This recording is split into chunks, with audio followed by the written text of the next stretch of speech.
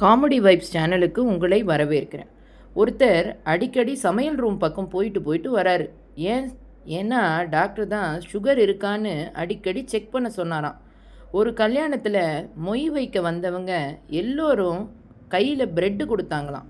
ஏன்? ஏன்னா அந்த கல்யாணம் நல்லா ஜாம் ஜாம்னு நடந்துச்சுங்க. ஒருத்தனுக்கு இன்டர்வியூவுக்கு போகிறதுக்கே பிடிக்காதான். ஏன்னு சொல்லுங்கள்? ஏன்னா அவங்க அப்பா தான் 4 பேர் கேள்வி கேட்கிற மாதிரி நடந்துக்காதேன்னு சொன்னாராம். ஒரு பையன் மழையில் நனைஞ்ச பிறகு அவன் தலை வீங்கி இருந்துச்சான். ஏன்? ஏன்னா அவன் கொட்டுற மழையில் நினைஞ்சிட்டாங்க.